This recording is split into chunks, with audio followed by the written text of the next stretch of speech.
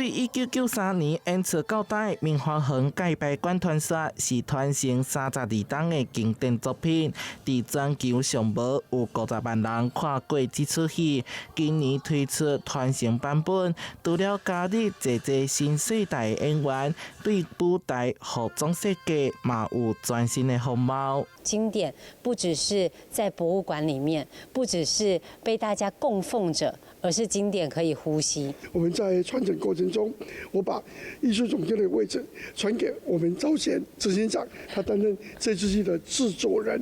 那孙老师呢，带着这些年轻的演员，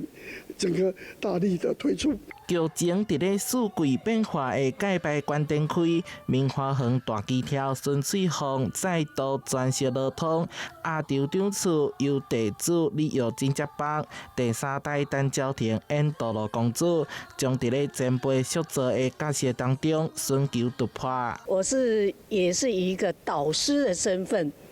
在看这些年轻人们他们在台上的表演，其实呢，我们这一次排出来的阵容呢，这些年轻人们现在都是独当一面的。我们从一个比较武戏的部分，然后转换为一个比较浪漫版的一个爱情故事，我想大家非常非常期待。这出戏奉正做东方版本的《罗密欧与朱丽叶》，这回中出江湖，剧团希望伫咧尊重原作的基础顶悬，有新世代元素。伫咧台北演出了后大受好评，11月8号到9号将伫咧台南文化中心启动全台巡演第1站。台南新闻社会采访报道。